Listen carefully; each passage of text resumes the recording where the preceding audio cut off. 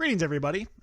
This is a video that's introducing a new feature that was included in our latest release, 10.7.16, which was released in February of 2016. This new feature includes two new router codes for routers, outside service and service received. The idea behind these new codes is that you're able to explicitly define router steps where you're sending your parts out to an external vendor or possibly an internal vendor. And you want to be able to specifically define whom that vendor is, automatically create a purchase order based upon that. And when we go to receive those goods on our shop floor, we're actually able to update the purchase order automatically from the shop floor. So it doesn't necessarily mean that somebody needs a full client then and notification that they've been received for them to open up the PO and update the PO with the quantity that's been received. So to show this feature off, I'm using this demo job that I've created. I'm pretending I'm a skateboard manufacturing company, and I'm producing a skateboard here, and I want to add a router code when I send it out for paint from my external vendor. So I've got my router partially built right here. We've got our first three steps, 10, 20, 30. What I'm going to do right now is I'm prepared after op 30 to send out my skateboard deck to my vendor to paint it. So what I'm going to do is add my operation 40, traditionally how we normally would. When we go over to the route code column, when I click that drop down, you're going to notice there's two new types of route codes here. We've got our outside vendor and the service receive. So I'm going to send this out to my vendor, so I'm going to go for outside service. When I click over onto the description, you're going to notice something happen before I start typing that.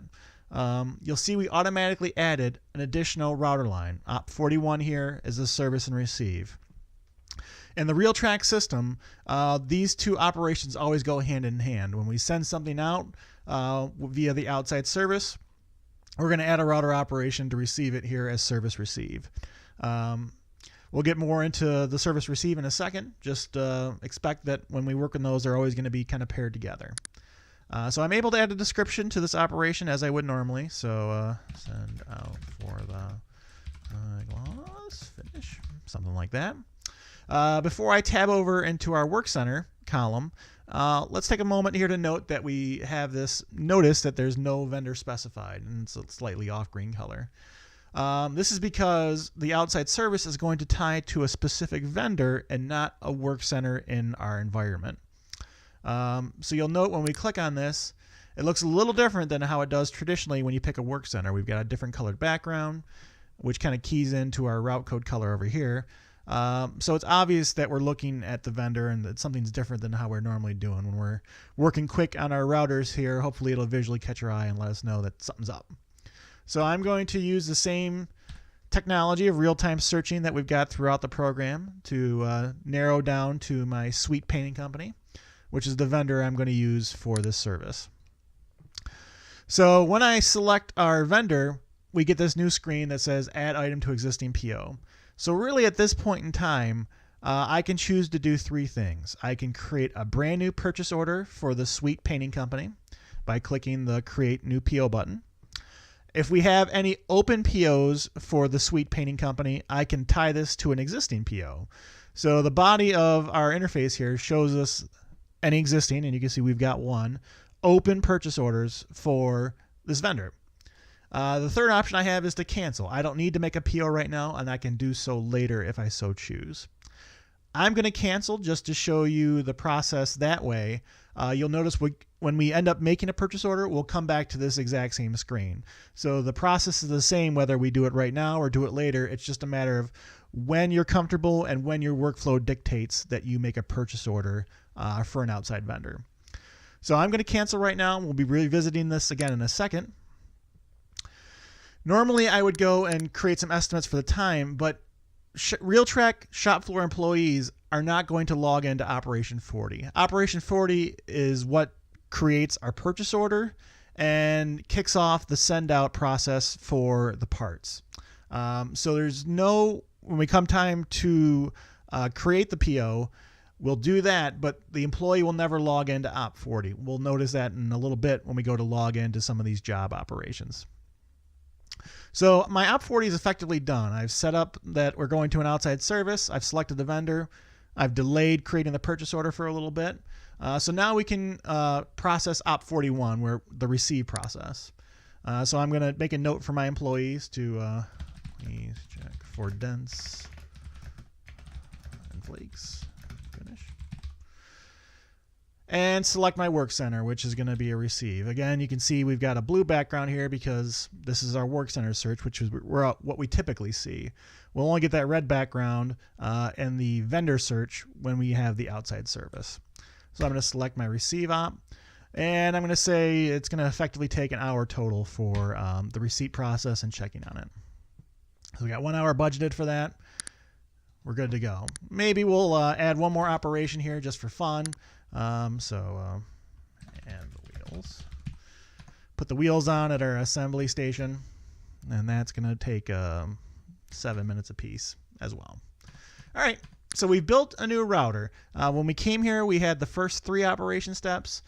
We added our outside service, which automatically added the service receive. We added some time for the receipt of the goods, as well as the last step of building our skateboard. So at this point in time, we're kind of ready to send this job onto the floor. We're going to pretend that we're going to wait until Op 30 is done before we create our purchase order. So just for fun, let's log in some operations, and then through the power of movie making, we'll kind of fast forward ahead and see what happens. So we got somebody logging into Op 10, somebody logging into Op 20. And let's get another employee logging into Op 30. All right, we'll be right back to see what happens in the next step.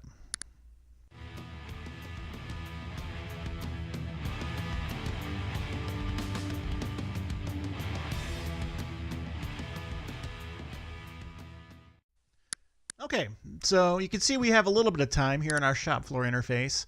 I added some work sessions manually just to cheat a little bit. So we've got over an hour of time. So in a second, I'll log off and add some completed pieces, and we'll see what happens with our outside service and service receive router codes. Before I do that, I just wanted to take a second. I realized I skipped over one important piece in terms of scheduling and how we handle this outside service. So what we have done here, if we go over into the setup for our vendor, so I go into our toolbox and then system setup. I go over into our customer vendor setup. I tell it I want vendors only. Let me find our suite painting company. So in this latest version, you'll see we added this edit box that wasn't there previously called the turnaround time for outside services. And so for the suite painting company, we've defined this as being 3 days. What this means is when we look at our router, is we expect the time difference between operation 40 when we send it out and operation 41 when we receive it back to be a 3-day time period. So when we look at the schedule for this job, if the schedule dictates that on Monday we're shipping out the goods in Op 40, we've got Tuesday, Wednesday, Thursday, it's coming back on Thursday. So that's a 3-day turnaround time based upon the vendor setup. So that's just a thing to note in terms of how the schedules look and how we build it. Make sure to go check the vendor setup and set up those turnaround times for your vendors when you start using the outside service functionality. All right, so let's log out and register our pieces complete for Ops 10, 20, and 30, and then we're going to be ready to cut our PO and start shipping our goods out to our vendor. So let's finish Op 10 up. You'll see we've already completed 9 pieces, so this is Mr. Adams' final piece, and we're going to close out our operation. Confirm that's good. Let's log off of Op 20. Again, Op 20's completed 9 so far, so this is going to put us right at 10 where we want to be. And Mr. David Damesworth here will log off of Op 30. So we got one more piece, and we'll close that out. Cool. So now we're ready to cut our PO and start preparing our parts, our 10 parts that have completed the first 3 operation steps, and send them out to our suite painting company. So what I'm going to do is from our router operation, I'm going to right click on Op40, and you'll see we have a new option here at the bottom called Generate a PO for the service. So what happens when I click on this is we're going to be heading on over to our PO interface with some information already filled out on our new purchase order. So let's click on that and see what happens. So I'm going to choose to create a new PO. As previously mentioned, we could have tied it to an existing one if we wanted to. So you can see some cool stuff here on this PO. We've obviously got ourselves already filled in, but we've also got our vendor filled in automatically. We're tied to a job already because we know where we're coming from. In fact, if we scroll over to the right here, we know which specific operation, in fact, it's tied to. So this is pretty cool. We've already got a whole bunch of stuff already set out, and we've already got our quantity ordered because we know we're sending 10 units out. We want them to apply 10 units of the service. So really all I need to do is apply the service name, which I think has something to do with painting. You can see here we've got this lime green colored one because that's this company is a preferred vendor of that item in our item master setup. So I'm going to select the paint the deck top and the deck bottom. Select that. Right now the description actually is coming over from our router. So you can see we got the send out for the high gloss finish as our description, which is coming from our router. So whatever description we apply in the router is going to automatically pre-fill in the description for the PO. You can choose to edit it and append to it if you want or anything along those lines, but we're trying to make this quick and easy for our users. We're going to make sure that we got a quantity of 10. And we've pre-filled in our cost each from our vendor setup of $12.65, so everything's already kind of calculated out for us. So our PO is kind of ready, and we can issue it here pretty quickly. It's a subcontract. It's going right to the job. Everything's pretty much set for us already. So I'm going to issue this report, the PO report, just by printing it out or previewing it in this case. We'll see a generic PO. Usually your company would have a logo up here, something along those lines. We're going to mark it as complete. All right, so the system now expects we're going to have roughly 3 days where our parts are out flying to our vendor for the service that we described. So we're going to pause again here for a second and see what happens when we go and receive these goods, what happens in terms of the job and the purchase order and all that sort of fun stuff. So let's pause again for a second and we'll pop right back and see where we're at.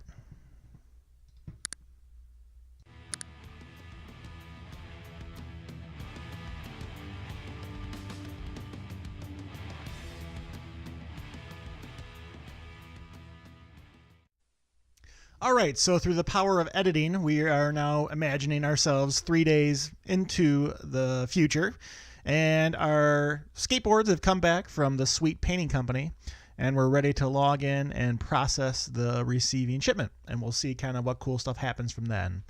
So we're gonna go over to our shop floor client, which may be on our floor or whatever. It's all in one PC here just for the demonstration, and let's have Nancy log in. Here's our job. So we've got a color red, you'll notice, in terms of the shop floor here, and we got a little key up here that lets us know that this is a service receive operation, which we're going to treat a little differently than a normal operation, especially because it ties into the PO that we issued and all that sort of good stuff. So our user's going to be, we got to probably select a station here. I don't think we have a default one, and we're going to log on in.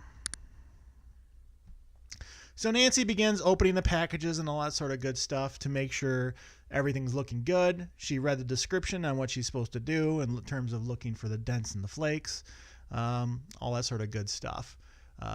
Nancy determines that all 10 pieces that came back are good, so she's ready now to log off, and this obviously was budgeted for an hour, but we'll just pretend Nancy's super quick and better employee than I am in terms of making this video. So Nancy comes back up and chooses to log off out of our operation.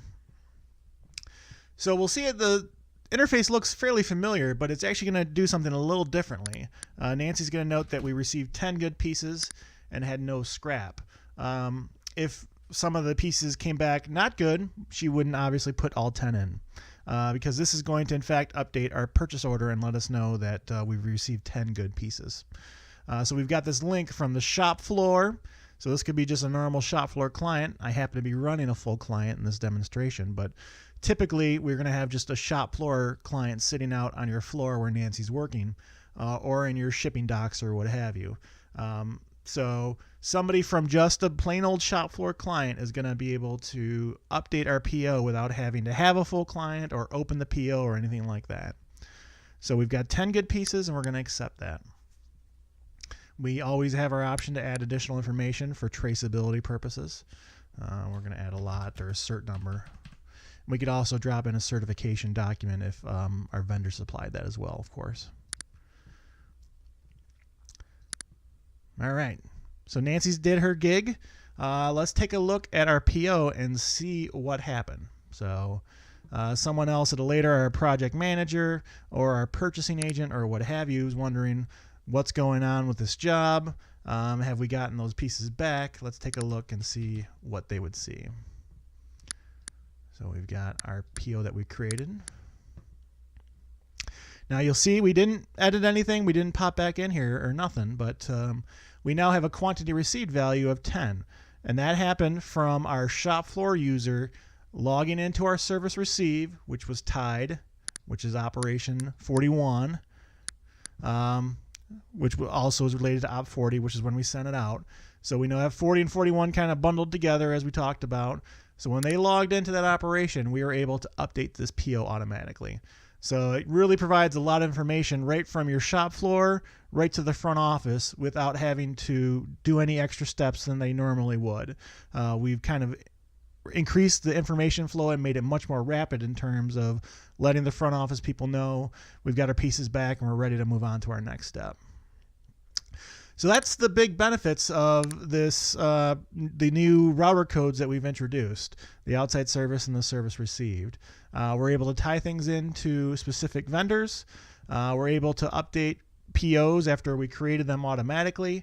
We're able to add them to existing POs if we've already got some going out to a vendor, so we can bundle them all up together. We've got some pretty cool stuff here that may improve your workflow, may make data gathering easy, and may make it more likely that your team is going to gather information from the floor.